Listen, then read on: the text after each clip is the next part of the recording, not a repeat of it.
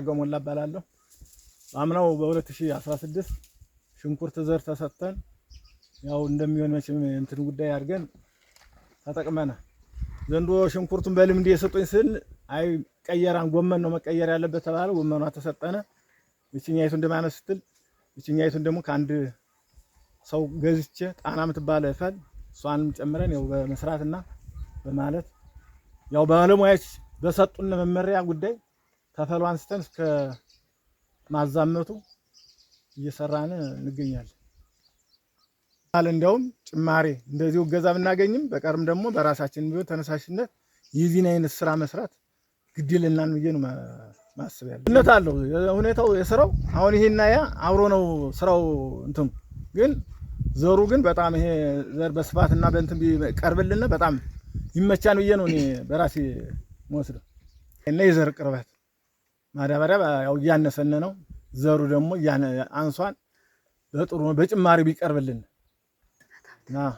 ግን ጭማሪ ስራ ለመስራት የሚፈልግ አርሶ አደር ነው ያለው። የተወሰነ ስለ ኤስኤንቪ ፕሮጀክት የተወሰነ መረጃ ለመስጠት ነው። ኤስኤንቪ ፕሮጀክት እንግዲህ ወደኛ ወረዳ ገብቶ መስራት ከጀመረ 2 አመቱ ነው። በ2 ቀበሌ ጀምሮ ነበር። አሁን 5 ቀበሌዎችን ይዞ በ4 አትክልት ወይም የሰብል አይነቶች ሰርቶ ማሳያዎችን እየሰራ ይገኛል። እንግዲህ የኛ ወረዳ በጣም በዚህ በመስኖ በአትክልት አምራች ይታወቃል።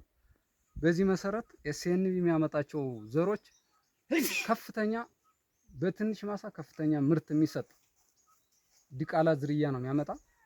በሽታም ይቋቋማሉ። እንደገና በርካታ የፓኬጅ ስልጠናዎች ተሰጠው ወረቀት ላይ የሚቀር የነበረው ኤስኤንቪ ካሰለጠነ በኋላ ያ ስልጠና መሬት ላይ እንዲወርድ ያደርጋል። በዚህ መሰረት ከዚህ ቀበሌ በ2 ሰብል በቀይ ሽንኩርትና በጎመን እየሰራ ይገኛል። ከአንዱ ቀበሌ 8 ከአንዱ ቀበሌ 8 16 ሰርቶ ማሳያለ። በእያንዳንዱ 2 የማሳ ላይ ትምህርት ቤቶች አሉ። በዚህ መሰረት ከፍተኛ ስራ እየሰራ እንደሆነ እውቅና እንዲኖር ለማለት ነው። እንግዲህ አሁን ይሄ ጎመን ዝርያው ቪክቶሪያ ይባላል። የዛሬ አመት ጣና መጥተው ነበር። በየጊዜው አርሶ አደሩ ማሳው ላይ ቼክ አድርጎ የተሻለ ዘር ይዞ እንዲቀጥል ከፍተኛ ትምህርት እየተሰጠ እንዳለ እውቅና እንዲኖራችሁ ነው። ይሄኛውንና ያኛውን ስታዩት ያኛው ማነጻጸሪያ ነው በግሉ የራሱ ይሄ ፕሮጀክቱ ነው። ጠቅሎ ስላልጨረሰ ነው እንጂ እያንዳንዷን መስመር ተከትላችሁ ብታዩ ማይጠቀልል ጎመን የለም። ስለዚህ ከሌላ ቀበሌ የመጣችሁም እዚህ ቀበሌ ያለ አርሶ አደርም ይህን እያየ እያሰፋ ተጠቃሚ እንዲሆን ነው። ሰርቶ ማሳየው በተጨማሪ አዶፕሽኑ በሚበልጥ መንገድ እየሄደ ያለበት ሁኔታ አለ። እንደ ወረዳም ተባብረን እያገዝነ ነው። ለአርሶ አደሮች ተጠቃሚነታቸው የተባለው እንግዲህ ለዚች ማሳ ዘሯንም መዳበሪያዋንም በሽታ ቢከሰት ኬሚካሉን ፕሮጀክቱ ነው የሚችል። ከዛ ውጭ ወደ 40 አርሶ አደሮች በቀበሌ በአንድ ቀበሌ 8 ስልጠና ሰጥቷን ጎንደር ላይ። ከዛ በኋላ ደግሞ እዚህ በየቀኑ በየሳምንቱ ስብሰባ እያረጉ ውይይት እያረጉ ማሳ ላይ ትምህርት ይማራሉ የሚለውን ሀሳብ ለመጨመር አሁን አርሶ አደሩ አብዛኛው እንደኛ ሀገር ሁኔታ ሲታይ ኬሚካል በትክክል ካልተጠቀምነው መርዝ ነው። ከፍተኛ በሽታ እየተከሰተ ያለበት ዋናው ችግር የኬሚካል አጠቃቀማችን በጣም ከባድ ነው። የሆነ ማሳ ላይ ስትሄዱ ምንም አይነት አልባሳት ሳይጠቀም በአፉም በአይኑም እየገባ ይረጫል።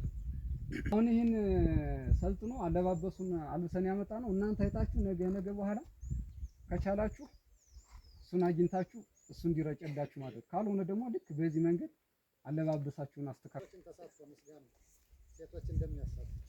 ሴቶችንም ይሄ ፕሮጀክት ሴቶችንም በሰፊው እያሳተፈ ከስርዓተ ምግብ አንጻር ለገበያ ብቻ ሳይሆን በቤታቸውም